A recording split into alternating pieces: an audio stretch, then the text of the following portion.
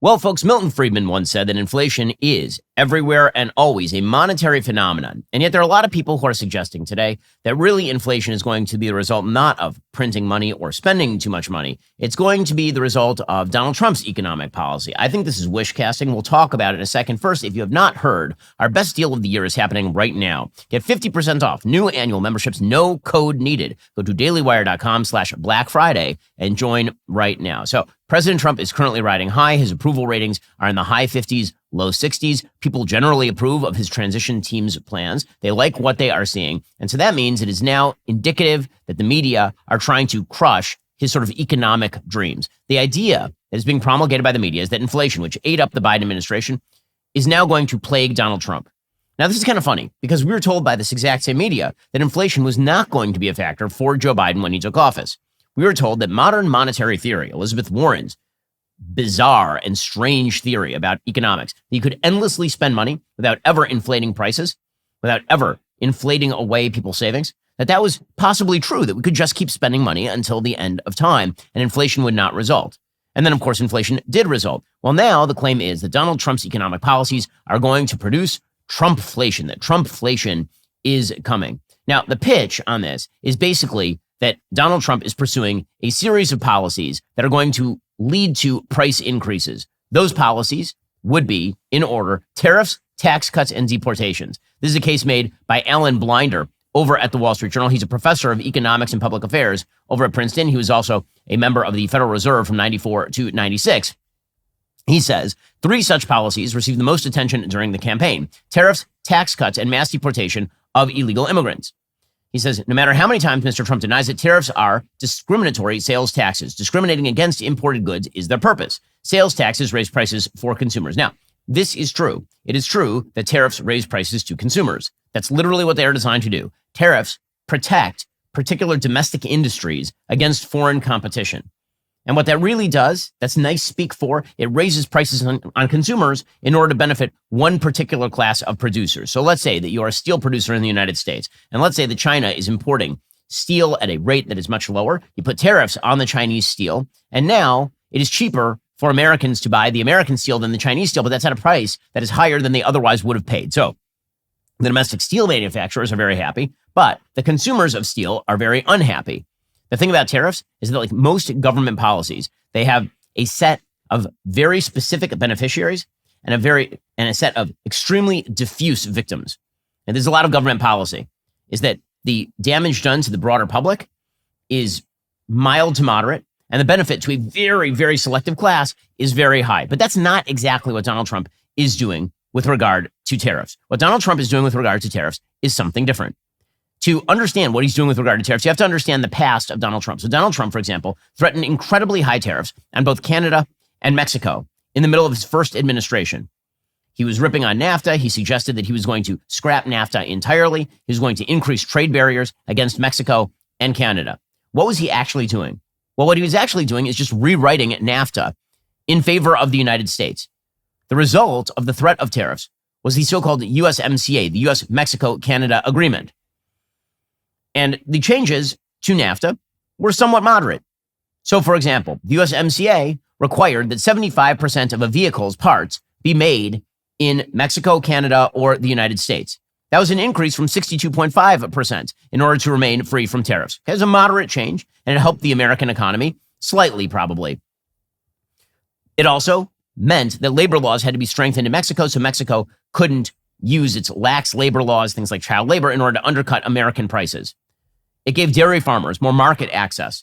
So there used to be a lot of tariffs on American dairy farmers going into Mexican markets or Canadian markets, and those went away. So the USMCA kept tariffs at zero and opened the Canadian market to U.S. dairy, poultry, and eggs, right? So basically, Donald Trump used the threat of tariffs to leverage benefits away from the Canadians and the Mexicans. And this is historically what Donald Trump has done with regard to tariffs. And the way you can tell that this is how people are looking at Donald Trump's tariff policy is because the markets have responded quite well to Donald Trump's actual economic proposals.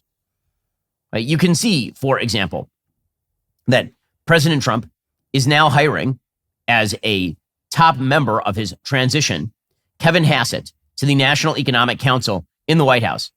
Kevin Hassett is by nature a very, very pro-markets guy. He was, of course, part of the first Trump administration. Hassett will head the National Economic Council, and markets love it already. President Trump says, as chair of my Council of Economic Advisors, Kevin played a crucial role in helping design and pass the Tax Cuts and Jobs Act of 2017. Hassett, his work is excellent. He's worked for the American Enterprise Institute previously. And again, he is seen by the markets as a pro-market guy. So you have to understand that what Donald Trump is attempting to do with tariffs is to leverage wins out of a wide variety of American enemies. That is the goal here. As far as tax cuts, now, there are a lot of people who suggested that the 2017 Trump tax cuts were going to lead to inflation. That didn't actually happen. Why? Because it turns out that allowing people to keep their own money is not the same thing as simply pumping government money into the system. Allowing people to keep their own money, American consumers and American investors act with actual rationality with regard to their own spending and investment, which means they don't just blow money into the economy willy-nilly. If there's a tax cut, people tend to use that money to not only pay off their bills in responsible fashion, but they also tend to make economic decisions that help them and their families, as opposed to the government, because the way the government spends money is it finds particular constituencies that it likes and then throws money at those constituencies. Special projects that government wants that don't have to be profitable, that can be absolutely profit neutral or negative, and just tosses money at them. And that creates artificial inflation in areas where there is no concomitant productivity. Right? The reality is that new products, new innovations, initially that means that people spend money on those innovations at a higher rate. And then as there's competition, the prices come down. That's what happens when you allow people to keep their own money. But that entire incentive structure is broken by government spending. So tax cuts and government spending are not remotely the same thing. And only a person who believes that all money basically comes from the government equates those two things. Me allowing you to keep your own money is not the same thing as me cutting you a check. Or me cutting a check to anyone else. Not the same thing remotely. Okay, finally, there's the idea that mass deportation is going to create inflation as well. But it's totally unclear exactly what that's going to look like. So in any case, Alan Blinder suggests that if you put all this together, the new Trump policies might add 2 to 3% to total inflation over 2 to 3 years, a percentage point a year. Now, the real problem here is not going to be that. The real problem here is going to be if there's an attempt to push the Federal Reserve to continue to lower the interest rates. Right? That would be the real problem, because it turns out the Federal Reserve is generally the biggest driver of the national inflation rate, that and massive government spending. So at the same time that Trump is pushing all this, he, of course, is also pushing the so-called Department of Government Efficiency led by Elon Musk and Vivek Ramaswamy. Now, there's only so much that Elon Musk and Vivek Ramaswamy can actually do in terms of cutting.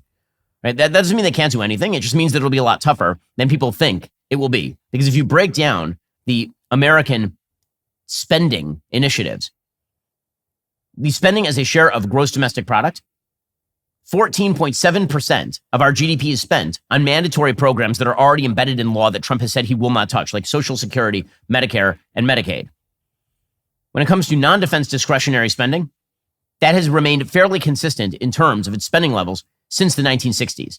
And defense actually represents significantly less of the American GDP spend than it did back in the 1960s. We were spending about 9% of our GDP on defense spending back in 1960. Today, we spend about 3% on our defense spending. So this kind of bizarre notion that defense spending is what's eating up the budget, that is not true at all. So what exactly can they touch? Well, again, the list is relatively small. What remains is discretionary spending, according to the Wall Street Journal. That breaks down into two main categories. The first is defense. So presumably you could get rid of some of the golden toilets at the Pentagon. The second is non-defense discretionary spending, which includes everything else, which is funding for NASA, farm programs, housing assistance, and on and on. It's about $950 billion.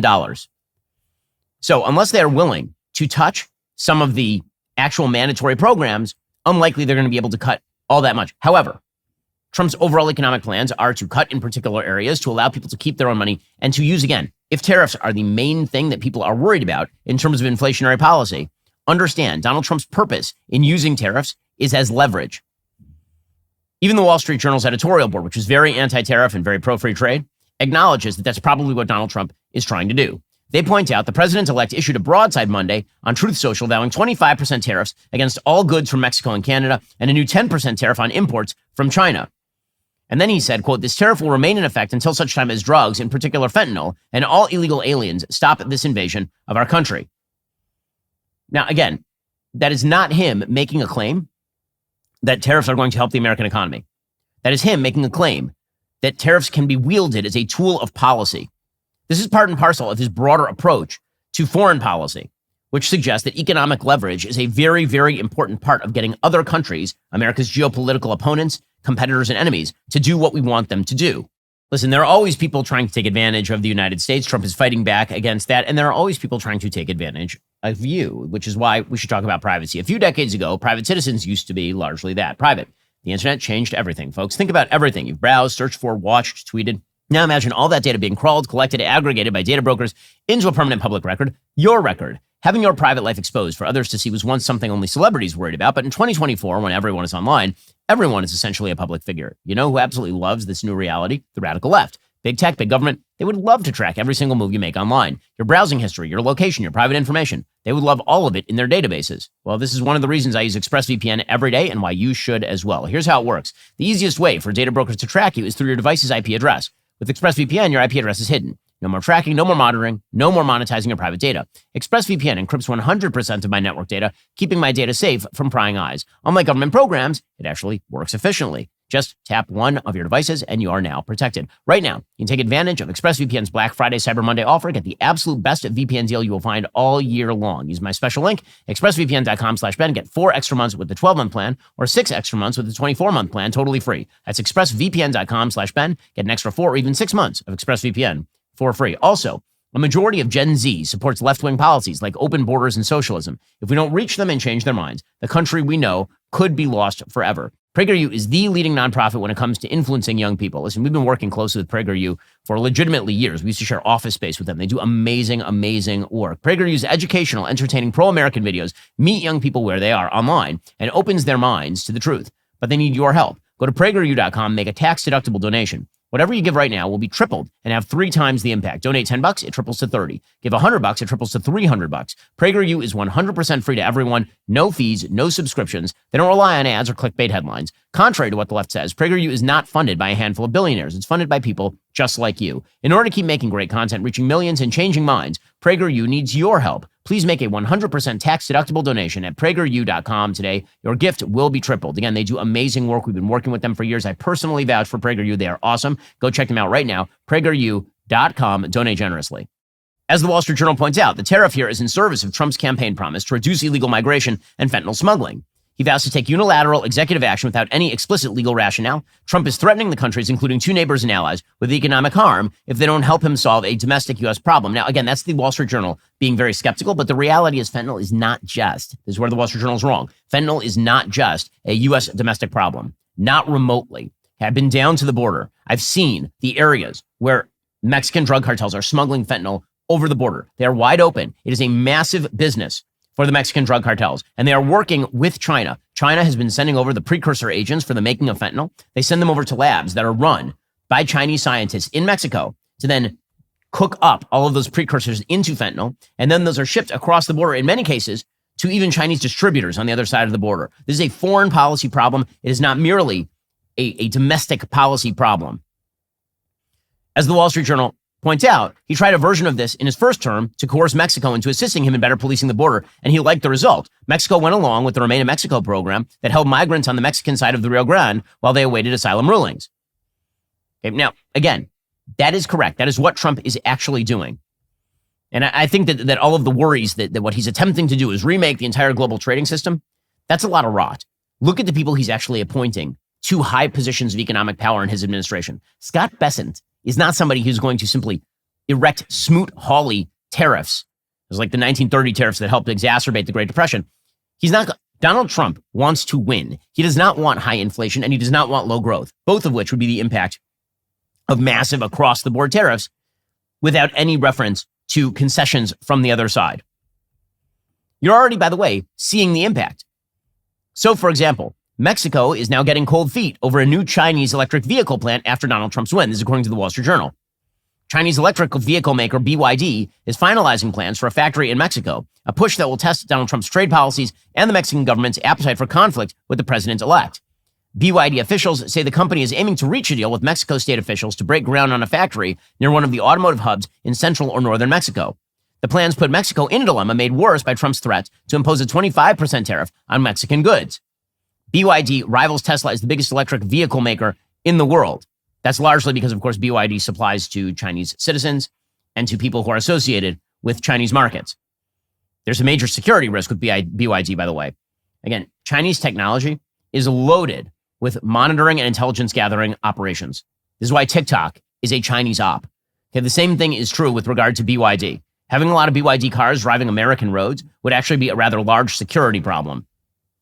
Mexican officials fear a BYD plant would send the wrong message to Trump and trade hawks around him by suggesting that Mexico wants to be a backdoor for Chinese companies to sell to Americans.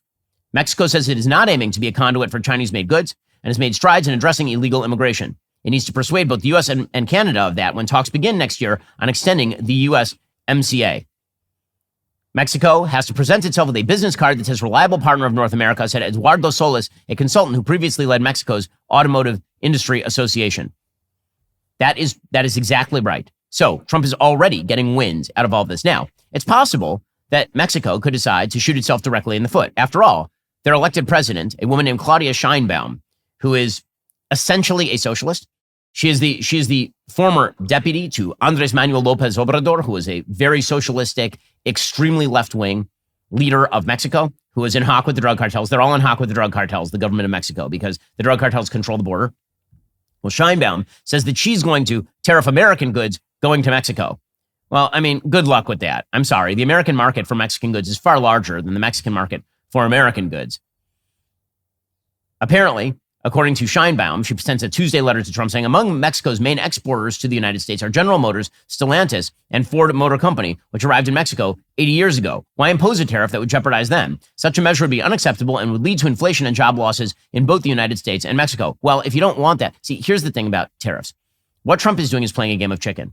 The thing about playing a game of chicken with someone who is widely perceived as a radical, like a crazy person, which is the way the world perceives Trump, is you don't want to play chicken with the guy who's willing to go over the cliff.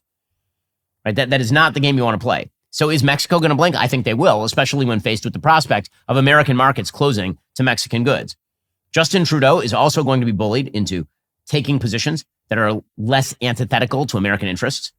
Apparently, Justin Trudeau, handsome Bernie Sanders, and Taylor Swift dancer said he spoke to Donald Trump on Monday after the president-elect shared plans to use his first day in office to slap 25% tariffs on Canada. Trudeau said it was a good call. We obviously talked about laying out the facts, talking about how intense and effective connections between our two countries flow back and forth. So again, the move would hit more than $400 billion worth of annual Canadian exports to the United States. And it's all about, apparently, stressing that border security is their top priority. Again, even the Canadian socialists are recognizing they need to comply with Donald Trump's actual policy desires here. Deputy Prime Minister Chrystia Freeland and Public Safety Minister Dominic LeBlanc then released a statement Monday night stressing border security is their top priority. And throwing America's weight around in the world is generally a very, very good thing. That is a good thing. And so President Trump, the idea that he's going to create mass inflation through tariffs, it is all a leverage play. Donald Trump loves leverage and he loves to use leverage. And by the way, the same media that was cheering Joe Biden for relieving the student loan debt, which is an inflationary measure, because again, it is the government simply paying off people's debts willy-nilly. That's going to go away because Donald Trump is poised to pull the plug on Biden's years-long push to cancel student loan debt for tens of millions of people. According to Politico, his transition advisors and outside allies have been discussing ways to quickly unwind the various Biden-era initiatives that offer new or easier paths to loan forgiveness for borrowers, according to two people familiar with the discussions. That's something that's going to be difficult and complicated, but that is going to be pursued by the new Secretary of Education, Linda McMahon. And this is now going to flow throughout the American economy. Mark Andreessen, the investor, he says, can't you feel the energy being unleashed in the system? You absolutely can. Right? The pedal is to the metal on the American economy. Here, for example, is the Walmart CEO acknowledging that it's time for a DEI rollback. It's time to open up the economy along every line. First, let me say, like many companies all across the United States, we've been on a journey and we continue to be on a journey.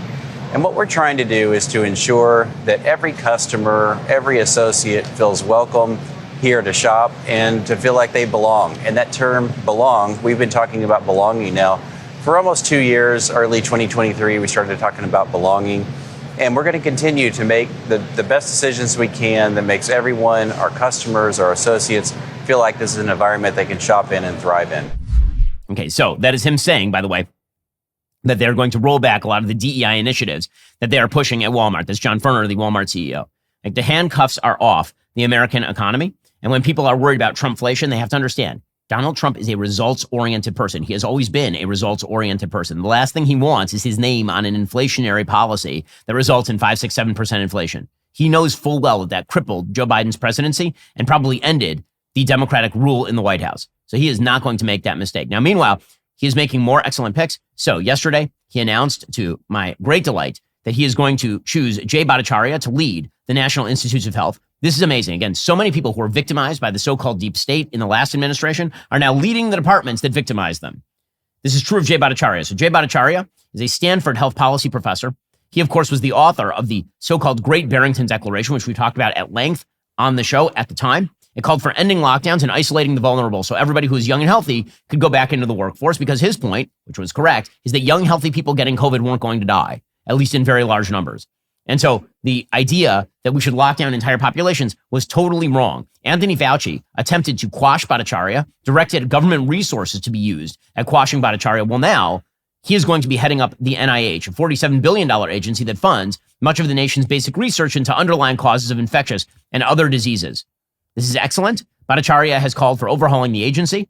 His proposals include more studies that repeat other studies, which is absolutely necessary. There's a massive duplication crisis in science in which people issue a study. That study may be what they call p-hacked, which means that they're actually changing the internal measurements used in order to achieve what's called statistical significance, to show that the study is important or useful. P-hacking means that a bad study becomes a titularly good study. And then it's very difficult to duplicate. And because there's no interest, nobody gets paid for duplicating somebody else's study. It's a major problem. You have a bad result that's floating around for decades at a time and used as the basis for public policy. This, by the way, is what happened to lead to, for example, the 6-foot rule on COVID. It was based on absolutely nothing. It was based on like old flu studies from the 1950s that had never really been duplicated, and particularly not with COVID. Well, Bhattacharya is going to actually spend time and money duplicating studies, so we know that we get good results.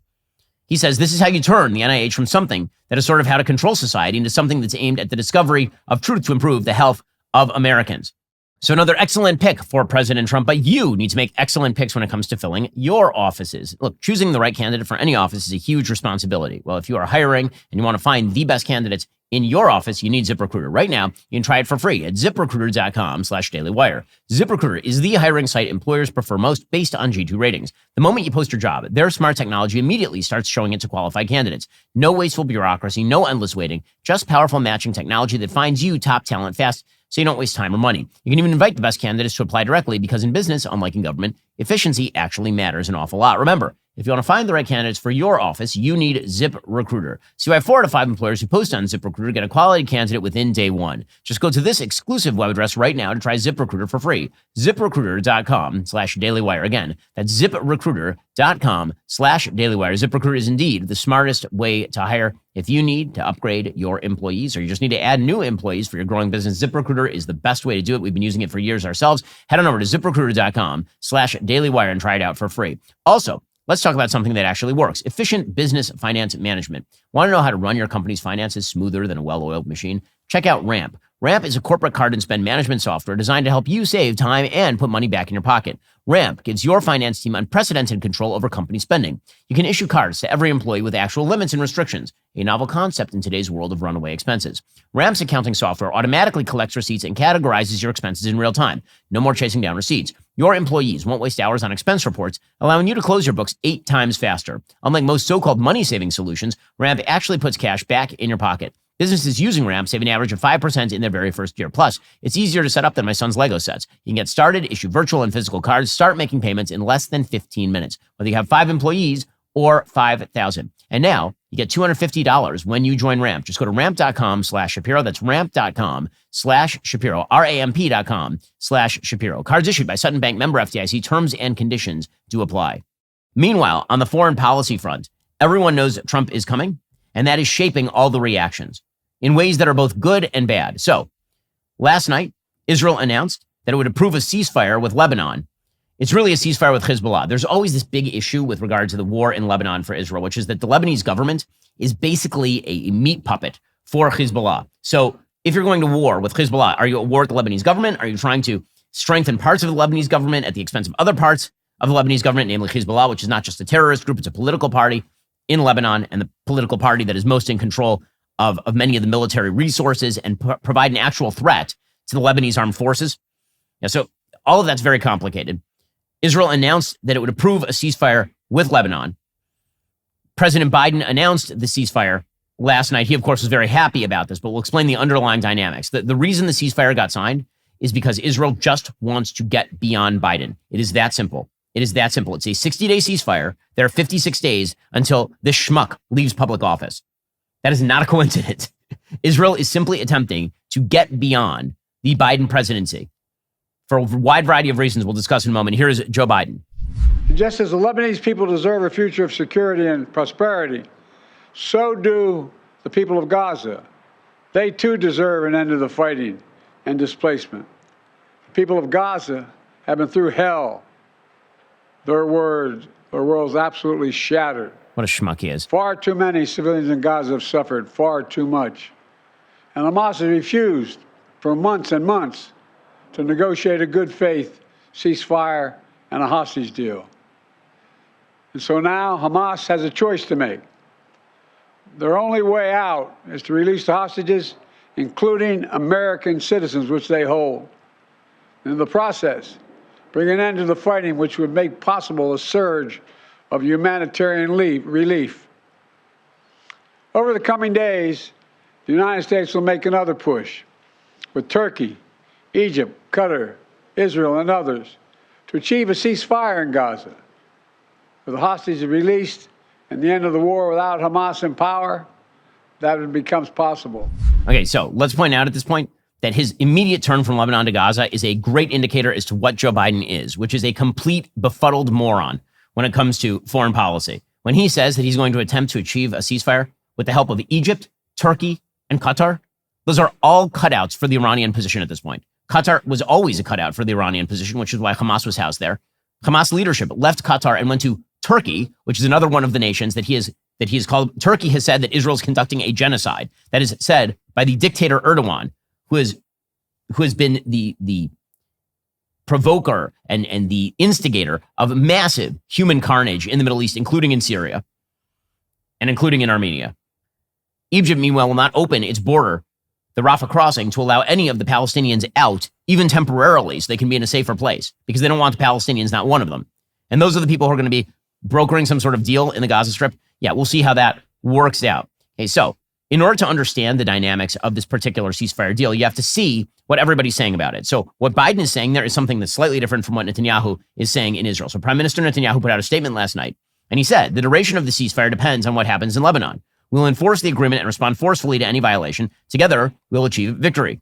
He said, we will complete the elimination of Hamas, bring back our abductees, ensure Gaza no longer poses a threat to Israel, and safely return northern residents to their homes. The war will not end until all its goals are achieved, including the safe return of northern residents. This will happen just as it did in the South. To the residents of the North, I'm proud of you and your resilience. I'm fully committed to your security, rebuilding your communities, and securing your future. And then he suggested that a wide variety of achievements have been actually done by the IDF, the Israeli Defense Forces, which of course is true. I mean, let's just point out that in Lebanon, Israel lost a grand total in terms of killed in action of 79 soldiers, while completely destroying 80% of Hezbollah's entire arsenal, killing all of its leadership, legitimately all of its leadership, like 3 levels deep, and wiping out its presence on Israel's northern border. It's an amazing military accomplishment, like one of the great military accomplishments of modern history. So what exactly has Israel done, according to Netanyahu? We destroyed significant portions of Iran's air defense, missile production capabilities, and key elements of its nuclear program. Preventing Iran from obtaining nuclear weapons remains my top priority. So one of the things that's happening here is that Netanyahu is attempting to rearm, rest up forces in case of a potential conflict with Iran more directly if Iran continues to pursue a nuclear program. 2, Gaza. We dismantled Hamas brigades, according to Netanyahu, killed approximately 20,000 terrorists, eliminated senior leaders, and freed 154 hostages. We remain committed to bringing all abductees home and eradicating Hamas. So in other words, there's not going to be any sort of deal where Israel gives up control of the Gaza Strip to UNIFIL or to any other sort of Hamas cutout. 3, Judea and Samaria. We have neutralized hundreds of terrorists, destroyed terror infrastructure, and reached every stronghold of terror. So that's been a front that has largely been ignored by the international media. There have been a massive number of attempted terror attacks in the so-called West Bank, that's Judea and Samaria, against Jews who are living in those particular areas. And Israel has performed extraordinary anti-terror operations in places like Jenin and Nablus in order to ensure security. Yemen, says Netanyahu, we struck the Houthi-controlled port of Hodeidah with unprecedented force. Iraq, we successfully thwarted numerous drone attacks and continue to address challenges there. Syria, we systemically block Iran, Hezbollah, and the Syrian army from transferring weapons to Lebanon. Assad must understand he's playing with fire. So there he is threatening Assad, do not try to rearm Lebanon. We've disarmed Lebanon. We are not going to allow you to rearm Lebanon. And Lebanon, Hezbollah attacked us on October 8th. It is no longer the same Hezbollah. We have set them back decades, eliminated Nasrallah and senior operatives, destroyed most of their rockets, dismantled their terror infrastructure near our border. Strategic targets across Lebanon have been hit. Beirut trembles. So he says that when it comes to the ceasefire, he says there are 3 reasons they're going along with the ceasefire. 1, focus on the Iranian threat. So again, the idea here is that Israel needs to rearm and rest up and remain fresh and consolidate resources for a possible conflict with Iran, not just via its proxies, but if Iran accelerates its nuclear program. 2, replenishing and upgrading our forces with advanced weaponry to ensure the safety of our soldiers and strengthen our capabilities. Okay, that right there is a critique of Biden. The reason they have to replenish and upgrade forces with advanced weaponry is because Biden's been slow walking this. Basically, what Netanyahu is doing here is he's attempting to allow for the Trump administration to come in and remove the arms embargo that Biden has placed on Israeli soldiers. I happen to know from insiders on the ground over here that a significant number of Israeli troops have died due to lack of resources, thanks to the Biden administration slow walking basic things. Like, for example, artillery rounds or bulldozers that are necessary to take out infrastructure in southern Lebanon. Okay, so Netanyahu is saying openly here that Biden has basically slow-walked the aid, and we're getting past Biden. And finally, isolating Hamas. Since the second day of the war, Netanyahu says Hamas has relied on Hezbollah joining the fight. With Hezbollah out of the equation, Hamas is now left isolated, allowing us to increase pressure on them and aid in the sacred mission of freeing our hostages. Okay, he is right about that, by the way. Hezbollah said at the very beginning of the war, when they opened up rocket fire on northern Israel, Nasrallah, who's now dead, the leader of Hezbollah, he said, the Lebanese front will not rest until a truce is reached in Gaza. Well, I'm wrong. You're resting now, and the truce is not reached in Gaza. So now it turns out that Hamas is isolated. Now, that does not mean that Joe Biden is not going to attempt to force Israel and cudgel Israel into some sort of agreement with regard to Hamas. One of the things that Netanyahu was attempting to avoid here was the U.S. on Biden's way out, abstaining from some sort of UN Security Council resolution condemning Israel for its action inside Lebanon. And probably the bargain here was he gives Biden the so-called win of a ceasefire in the north, and then Biden vetoes any attempted UN Security Council resolution with regard to Lebanon or Gaza. Now the question is going to be whether Biden even remotely keeps his word. I would assume that that's the deal that's happening behind closed doors there. And as Netanyahu makes very clear here, this is a ceasefire. It is not an end to the war. Now, Biden is treating it as an end to the war. What the deal actually says is that Hezbollah is not allowed to ship any heavy weaponry south of the Litani River. They're not allowed to arm up. Any attempt to arm up across the Litani River will result in a triumvirate of sources. Now, I guess it's the U.S., the French, the Lebanese armed forces, and finally Israel, assessing whether the violation has taken place. Now, the problem for Israel here, of course, is that Biden has an interest in assessing that no violation of the agreement has taken place. But this is what Netanyahu and the Israeli government also know. When Trump comes in, different math. That same agreement will be applied very differently. When the Trump administration comes in, they're not going to have any interest in Hezbollah arming up below the Litani. So if they start shipping all sorts of Iranian-made weaponry and Russian-made weaponry across the Litani River, the U.S. will give Israel the go-ahead, and Israel will have the weapons to actually do what it needs to do to finally finish off Hezbollah in that area.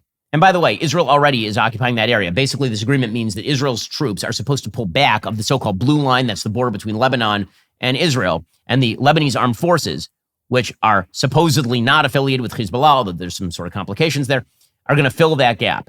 And then if Israel intelligence, which is excellent in this region, actually senses that there's rearming or shipment of new military materiel across the Litani River, then Israel will appeal to this sort of group of 4. And at that point, Israel will be able to go in. Now, that means for the next 2 months, it's going to be very difficult for Israel to do anything. Because again, Joe Biden is not going to greenlight anything. But that Netanyahu knows that, which is why, again, it is a 60-day ceasefire. This is not a coincidence. It is a 60-day ceasefire, and Joe Biden is in office for another 56 days. Those numbers are very close, for a reason. That is why Netanyahu says, by the way, in his speech, he did not call for residents of Israel's north to go back home yet. Why? Because number one, he knows they're not going to, because they don't feel safe yet, nor should they. And two, there is the presumption that without the Trump administration there to actually guarantee that Israel can do what it needs to do in southern Lebanon, the agreement isn't worth the paper that it's printed on. So that is the story with regard to the ceasefire. Senator Ted Cruz points out that it's clear the Biden administration is the source of all of the instability in the region. We'll get to that in a moment. First, our Daily Wire Plus Black Friday sale is now live. Get 50% off new annual memberships right now.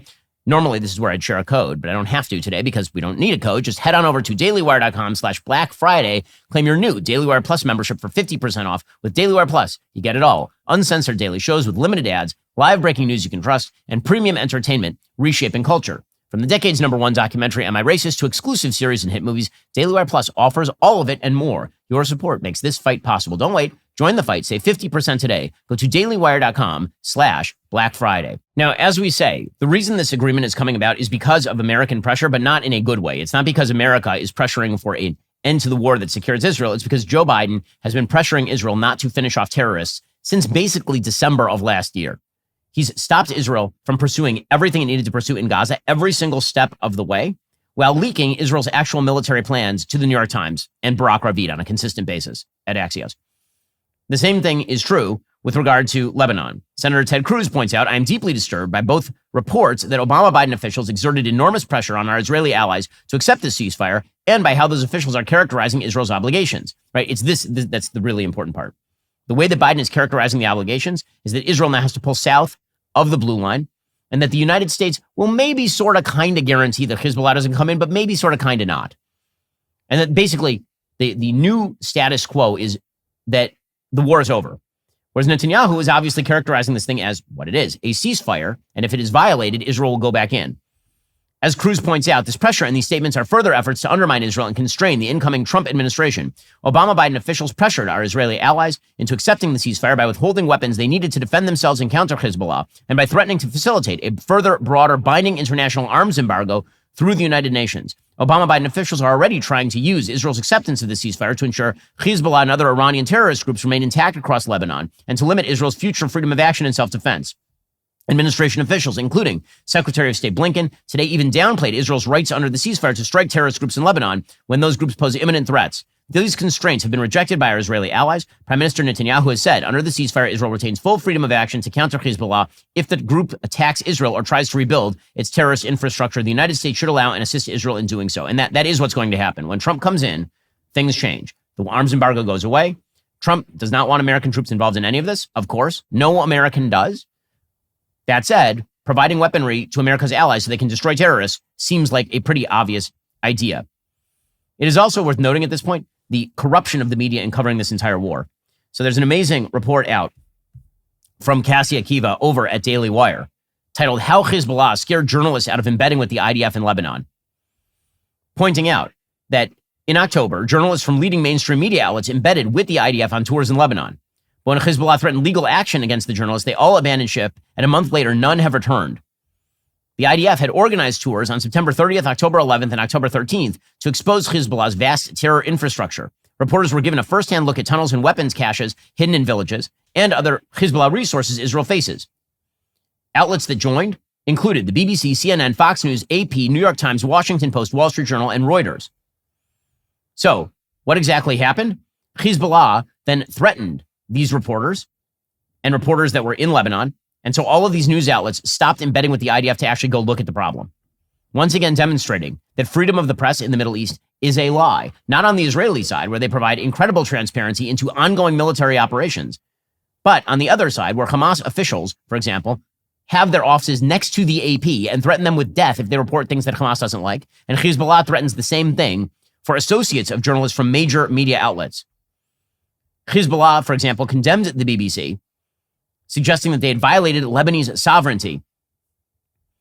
So an Israeli government official granted anonymity told the Daily Wire several reporters said they could no longer participate in the tours for fear of the safety of their colleagues working in Lebanon. Not a single mainstream outlet has accepted an invitation to embed since Hezbollah issued its letter. Again, this is just an indicator of how cowardly the media are.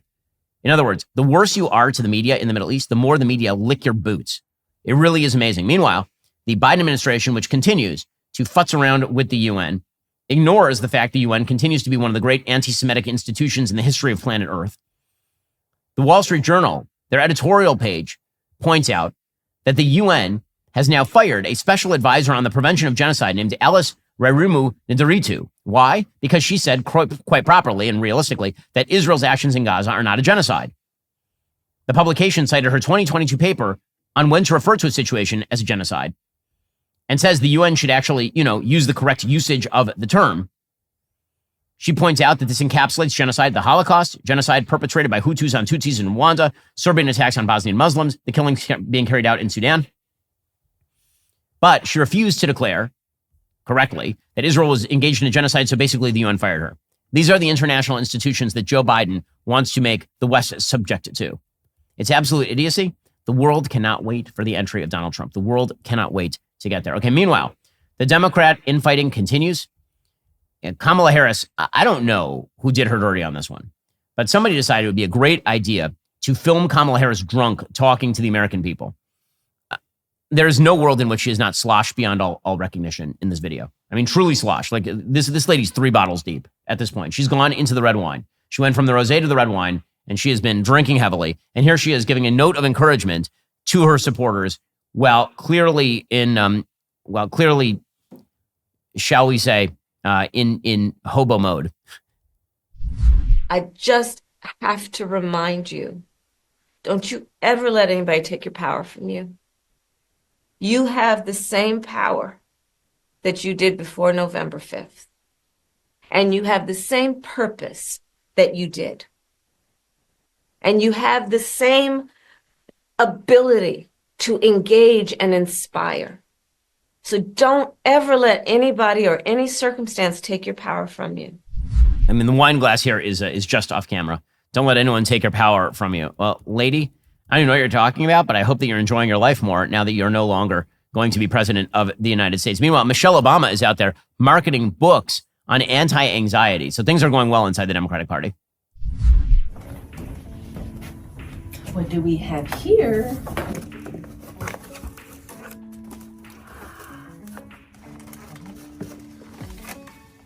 My new workbook, Overcoming, is out. It's going to be on shelves. This is the first time I've held it myself. This is a timely gift or purchase for yourself, because this is a workbook that takes you through some techniques and exercises based on some of the insights I shared with you all in the light that we carry.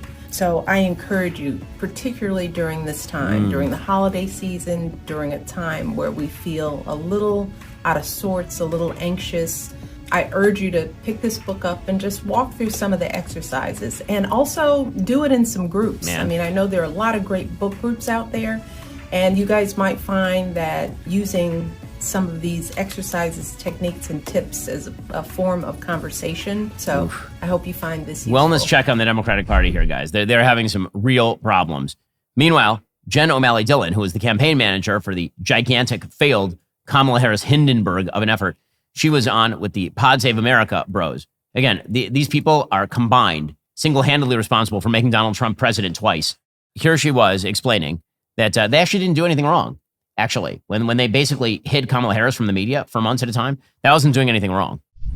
I would say, I mean, look, I am not media hater by any measure. And I think that, we women don't get far in life talking about double standards. So that's not the point. But I do think a narrative, 107 days, 2 weeks up because of a hurricane, 2 weeks talking about how she didn't do interviews, which, she was doing plenty, but we were doing in our own way. We had to, be the nominee, had to find a running mate and do a rollout. I mean, there was all these things that you kind of want to factor in, but real people heard in some way that we were not going to have interviews, which was both not true and also so counter to any kind of standard that was put on Trump that I think that was a problem. And then on top of that, we would do an interview, and to Stephanie's point, the questions were small and processy and about like dumb. They were not informing a voter who was trying to listen to learn more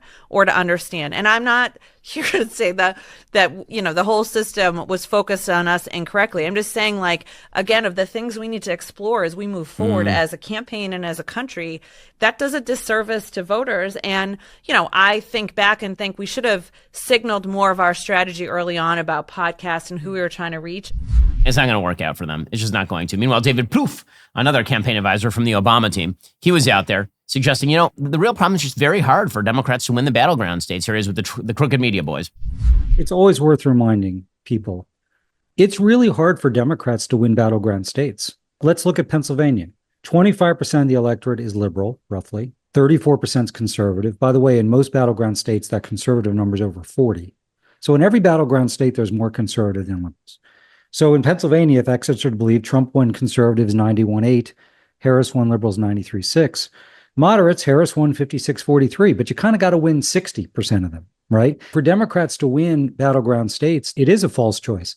You want to maximize your base, of course. And that was a place where we spent enormous time, a lot of resources. That's critical. And obviously, I think in Milwaukee, just to use that as an example, we hit our turnout targets, fell a little bit short in Philly and Detroit. So that's not good. That's part of the equation. You've got to couple that with dominating in the middle, not just winning it a little. We have to dominate the moderate vote. And I think as we look ahead to 26 and 28, particularly where you have seen drift amongst non-college voters generally, particularly those of color specifically, we obviously have to get some of that back. We can't afford any more erosion there. The math just doesn't work. Maybe you should actually, appeal to moderates then by being moderate. I know it's a very, very weird thought. Meanwhile, the Hollywood types are completely melting down.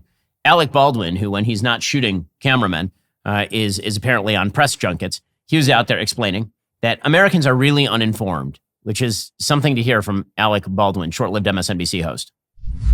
In my country, without going into significant detail, half the people in the country are happy and half the people in the country are very unhappy. There's a hole, there's a vacuum. There is a gap, if you will, in information for Americans. Americans are very uninformed about reality, what's really going on with climate change, Ukraine, Israel, you name it, all the biggest topics in the world. Americans have an appetite for a little bit of information. So, yeah, that's really the problem. The American people are uninformed, says Alec Baldwin. Or how about Sharon Stone trashing Donald Trump as a fascist? And Hollywood not doing well throughout this entire process. Italy has seen fascism. Oh, my God. Italy has seen these things. You guys, you understand what happens. You have seen this before. My country is in its adolescence. Adolescence is very arrogant. Adolescence thinks it knows everything. Wow.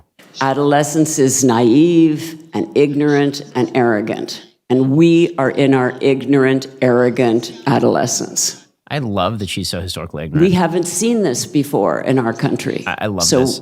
God, she's so Americans stupid. Who don't travel, who 80% don't have a passport, who are uneducated, are in their extraordinary naivete. Oh my God. Can we pause here just for a second? I want to point out that she doesn't know bleep all about history, like truly nothing about history. Okay, the United States was founded in 1776 with the Declaration of Independence.